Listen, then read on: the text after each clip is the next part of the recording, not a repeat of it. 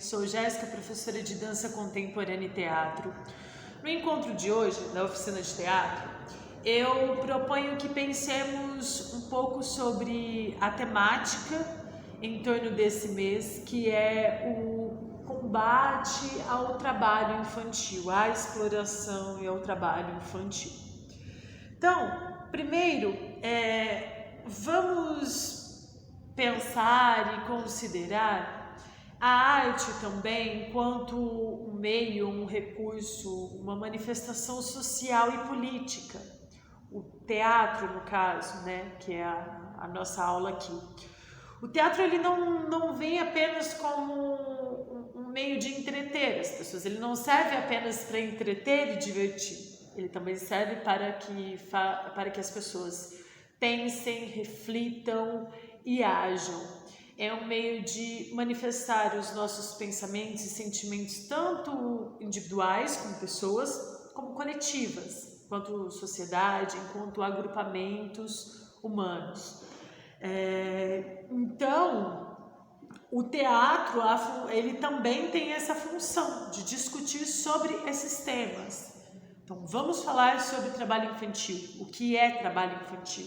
A partir de que momento a gente começou a pensar sobre isso e buscar formas de lidar com isso, tá? Aí, como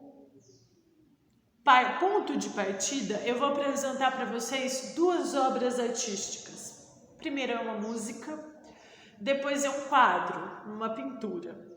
E vamos começar a tecer as nossas reflexões e depois até entrar em contato com materiais jurídicos, assim se dizer, com documentos da nossa própria legislação brasileira, que nos explica e nos assegura sobre essas questões da criança na sociedade, do dever, principalmente do direito da criança, entende? De como e quais os deveres do adulto em relação a isso.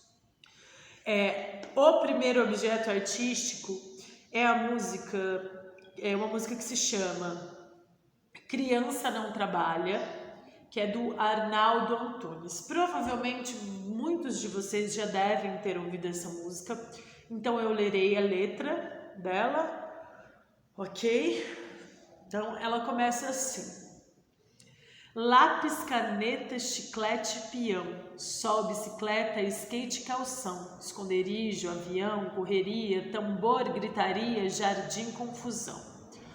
Bola, pelúcia, merenda, crayon, banho de rio, banho de mar, pulacela, bombom, tanque de areia, gnomo, sereia, pirata, baleia, manteiga no pão.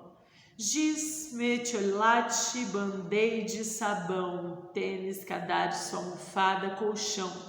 Quebra-cabeça, boneca, peteca, botão, pega-pega, papel, papelão. Criança não trabalha, criança dá trabalho.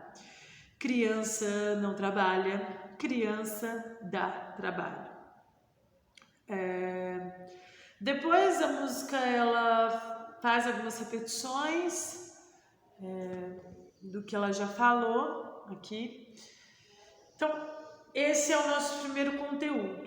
Então, do que será que essa música está falando? O que ela está propondo? Primeiro, vamos pensar nos elementos que ela traz. Então, giz, cadarço, almofada, lápis, bicicleta, esconderijo, pega-pega, pirata, baleia, várias brincadeiras e situações que fazem parte daquilo que a gente entende como um universo infantil, certo? E aí ela tem a sua frase, a frase do refrão, que é: criança não trabalha, criança dá trabalho. O que será que isso quer dizer pra gente? Ok? Então vamos refletir sobre esses elementos.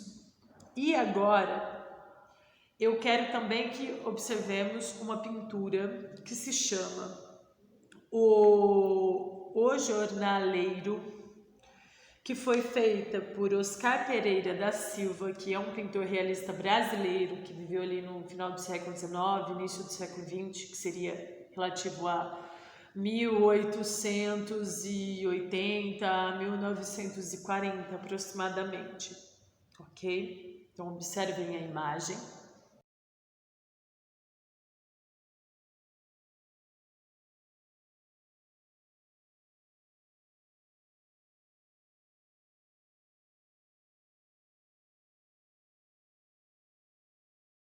Certo.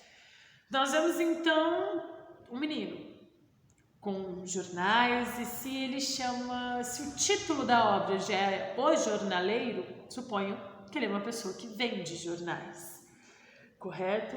Então, ele está exercendo a função que entendemos como de um adulto, que é o trabalho formal, a venda da mão de obra do nosso intelecto e do nosso corpo, que, ao que compreendemos hoje enquanto legislação, enquanto regra, enquanto lei social criada pela sociedade, é a função do adulto. Então, nesses dois objetos artísticos, primeiro eu tenho elementos que reconheço como partes do universo infantil, a brincadeira, a diversão, enquanto que do outro lado eu vejo uma criança cumprindo a função de um adulto, trabalhando e não dando trabalho, como o Arnaldo propõe naquela primeira música. Então aqui, em que momento essa ideia surge na nossa mente enquanto sociedade? Em que momento as pessoas percebem que criança não tem que trabalhar, ou que a gente tem que combater essa questão do trabalho infantil? Então é preciso compreender que as coisas elas vão surgindo, elas vão sendo criadas com o próprio caminhar e desenvolvimento da sociedade. Então, muitas vezes o que temos hoje não tínhamos no ontem, mas para que eu entenda o hoje, eu preciso recorrer ao ontem, ou seja, ao passado. Em 1990, foi criado um documento nacional chamado Estatuto da Criança e do Adolescente. Basicamente, esse documento, ele direciona ali, ele cria, ele conduz quais são os direitos da criança e do adolescente, compreendendo esses sujeitos, essas pessoas como cidadãos. Então, são pessoas que fazem parte da sociedade, têm os seus direitos, têm os seus papéis sociais, diferente do que ocorria no passado, em que a criança e o adolescente não era visto necessariamente como cidadão. E também no passado era muito comum que as crianças e os adolescentes estivessem expostos a perigos, estivessem trabalhando e cumprindo a função de um adulto. Se formos pensar, por exemplo, na minha geração e até a geração de vocês, os nossos avós, bisavós e por muito até os nossos pais, quando eram crianças, trabalhavam, ou vendendo coisas, ou limpando a casa de outras pessoas, e muitas das vezes, principalmente eu digo pelos meus avós, eles não tinham acesso à educação, a poder estar na escola, a se profissionalizar, a viver esse período da infância, que é do 0 aos 12 anos, ok? Isso era comum, Como nós vimos a foto do menino jornaleiro, era comum meninos vendendo jornal. Meninos, eu me lembro que durante a minha infância, e eu tenho 30 anos, quando eu tinha 7, 10 anos e eu ia no centro da cidade, era comum ver meninos engraxando os sapatos de outras pessoas.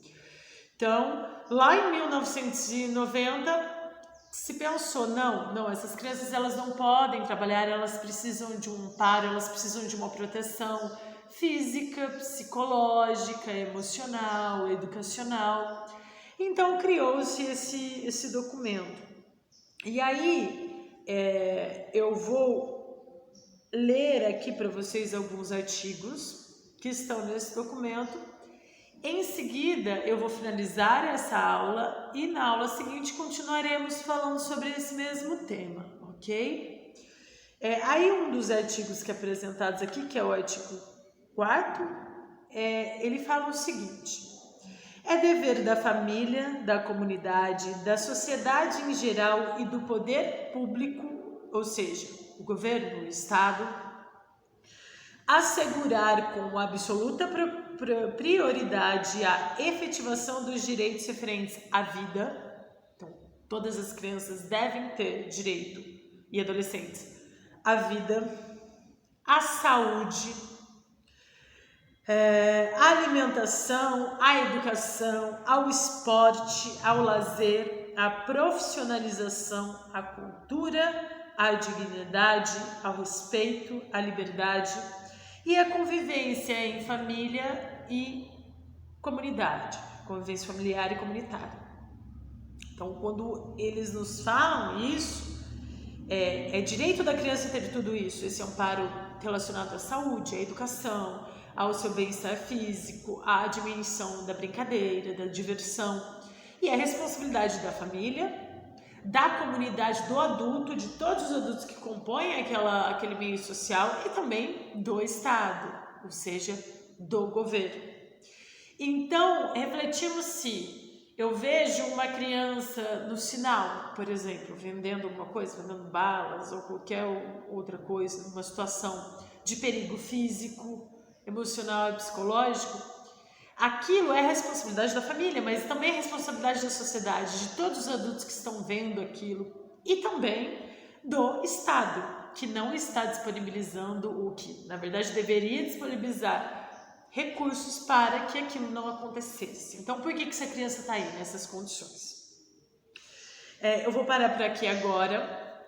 Na próxima aula, a gente vai ver mais alguns artigos e eu vou fazer mais algumas explicações para vocês. A gente vai refletir um pouco, vamos ver algumas imagens também de principais trabalhos infantis que ainda existem.